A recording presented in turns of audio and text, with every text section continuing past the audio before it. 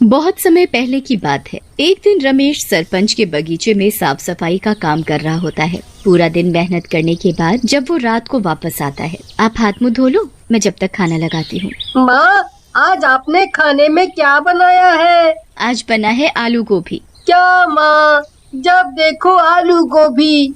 मुझे तो मुर्गा खाने का बहुत मन है, पर माँ रोज रोज आलू गोभी बना देती है। ठीक है, आज ये आलू गोभी खा लो, कल मैं मुर्गा ले आऊंगा, फिर खूब पेट भर कर खाना। काफी रात हो जाती है, सब लोग सो जाते हैं। उसके बाद एक भूत उनके घर में घुस आता है और ऐसे घूम रहा होता है जैसे किसी की तलाश में है। ये इस गांव का आखिरी घर था, पर अब इस घर में भी कोई मुर्गी नहीं है। अब मैं क्या करूं?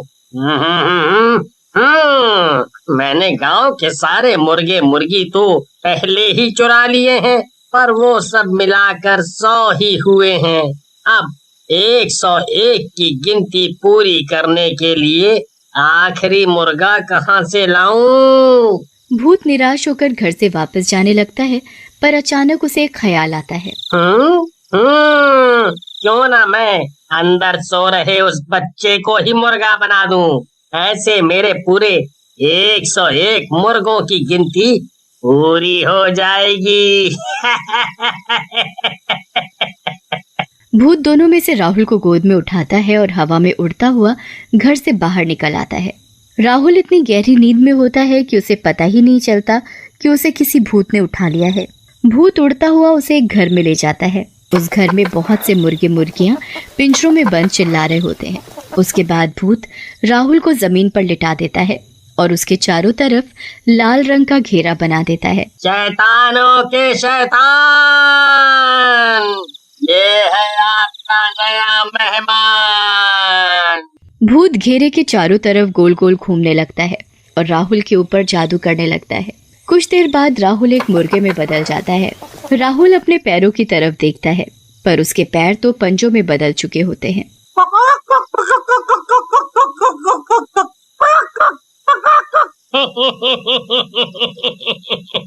आखिर हो ही गए मेरे पास पूरे 101 मुर्गे। अब मैं कल से इनको गांव वालों को खिलाऊंगा, और जिस दिन ये सारे मुर्गे खत्म हो जाएंगे उस दिन मैं इस दुनिया का सबसे शक्तिशाली भूत बन जाऊंगा। अगले दिन भूत अपनी दुकान खोलकर बैठ जाता है और गांव वालों को मुर्गे बेचने लगता है। दूसरी तरफ अगली सुबह रमेश वापस सरपंच के घर काम करने के लिए निकल रहा होता है। मैं जा रहा हूँ, शाम को आते वक्त राहुल के लिए मुर्गा लेता आऊंगा। जी ठीक है। रमेश काम पर चला जाता है और कमला अपने घर के कामों में लग जाती है। किसी को अभी तक इस बात का एहसास भी नहीं होता कि राहुल घर से गायब है। राधिका भी उठकर घर के काम में अपनी माँ का हाथ बटाने लगती है। राधिका, जरा इस राहुल को जाकर उठाना तो। दिन चढ़ाया है पर ये लड़का अभी तक सो रहा है। नहीं माँ, मैं जब उठी तब वो अपने बिस्तर पर था ही नहीं। वो जरूर अपने दोस्तों के साथ खेलने गया। आप उसे कुछ कहते नहीं हो ना, इसलिए अपनी पढ़ाई लिखाई छोड़कर बस खेल कूद में ही लगा रहता है। अब मैं क्या करूं, ये सुनता भी तो नहीं। आज आने दे इसे, अच्छे से इसकी खबर लूंगी। कमला और राधिका फिर से अपने कामों में लग जाते हैं। काफी देर हो जाती है। दिन के खाने का भी वक्त हो जाता है, पर राहुल घर नहीं आता। अब कमला और राधिका को राहुल की चिंता होने लगती है। इतनी देर तक तो कभी बाहर नहीं रहता। राधिका बेटा, तू जरा जाकर तो देख कि कहाँ खेल रहा है ये लड़का। जी माँ, आप चिंता मत करो, मैं अभी उसे पकड़ कर लाती हूँ। राधिका गांव में हर जगह राहुल को ढूंढने लगती है और उसके सारे दोस्तों के घर जाकर भी उनसे राहुल के बारे में पूछती है, पर राहुल का कुछ पता नहीं चलता। वो घर आकर अपनी माँ को बताती है तो वो और ज्यादा परेशान हो जाती है। अब तो इनके आने का ही इंतजार करना पड़ेगा, वो आएंगे तभी कुछ होगा। दोनों रमेश के आने का इंतजार करने लगते हैं और रमेश इस बात से अनजान कि उसका बेटा राहुल कहाँ है, वो सरपंच के बगीचे में काम कर रहा होता है। काम खत्म करने के बाद रमेश घर आने लगता है। तभी उसे याद आता है कि उसे राहुल के लिए मुर्गा लेना है। वो मुर्गा खरीदने जा ही रहा होता है कि तभी उसे आवाज आती है, मुर्गे की मीट ले लो, मुर्गे की मीट। अरे, यहाँ कौन मीट वाला आ गया? खैर, मुझे क्या, मुझे तो मीट लेने से मतलब है। रमेश मीट की दुकान पर जाता है जहां वो भूत एक आदमी के भेष में दुकान पर बैठा होता है। उसकी दुकान में खूब सारे पिंजरे होते हैं जिसमें उस भूत ने अपने सारे मुर्गों को बंद कर रखा होता है। अरे भाई, ये दुकान पहले तो यहाँ नहीं थी। हाँ भाई साहब, मैंने आज ही ये दुकान खोली है। अच्छा, ये तो अच्छी बात है। चलो, मुझे एक ताजा मुर्गा काट कर दे दो। आदमी के भेष में वो भूत सबसे पहले राहुल को ही पिंजरे से गर्दन पकड़कर बाहर निकालता है। राहुल अपने पापा को देखकर जोर जोर से चिल्लाने और फड़फड़ाने लगता है।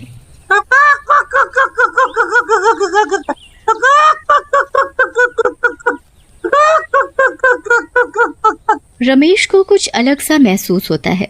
उसका बिल्कुल मन नहीं मानता कि वो उस मुर्गे को कटवाए। अरे भाई साहब, आप इसे काटो मत, मैं इसे घर जाकर खुद काट लूंगा।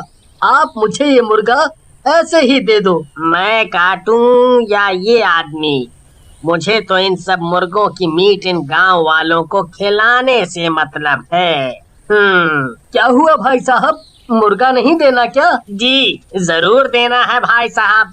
आप ये मुर्गा पकड़ो और घर जाकर ताजा ताजा काट कर खाना। रमेश उस मुर्गे को घर ले आता है। वो कमला और राधिका को ऐसे रोते देख हैरान होता है।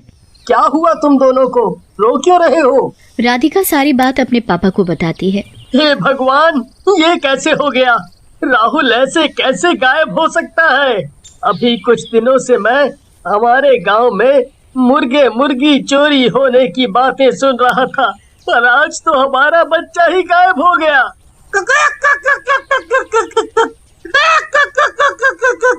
ये क्या ले आए? मैं तो आज राहुल के लिए ही मुर्गे का मीट लाने वाला था, पर पता नहीं क्यों जब दुकान वाला इस मुर्गे को काटने लगा तो मुझसे देखा नहीं गया, इसलिए मैं इसे जिंदा ही घर ले आया। अब इसे यहीं छोड़ो और अपने राहुल को ढूंढो। रमेश और कमला सुबह होते ही वापस राहुल को ढूंढने निकल पड़ते हैं, पर पूरे गांव में राहुल का कुछ पता नहीं चलता। वो निराश होकर घर वापस आते हैं तो उनका मुर्गा उछलता हुआ खुशी से उनके पास आकर चिपकने लगता है। क्या मुसीबत है ये, हटाओ इसे मेरे पास से।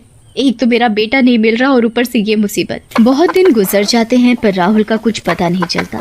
यहाँ भूत रोज दिन में अपना भेष बदल कर अपनी मुर्गे की दुकान खोलकर बैठ जाता है और जादू किए हुए मुर्गों का मीट लोगों को बेचने लगता है। काफी दिन हो जाते हैं और भूत के सारे मुर्गे खत्म हो जाते हैं, पर अभी भी उसमें वो शक्ति नहीं आती जो आनी चाहिए थी। कुछ तो गड़बड़ है। मैंने तो पूरे 101 मुर्गों की बलि देकर लोगों का उनका मीट खिलाया है, फिर मुझ में वो शक्ति क्यों नहीं आ रही?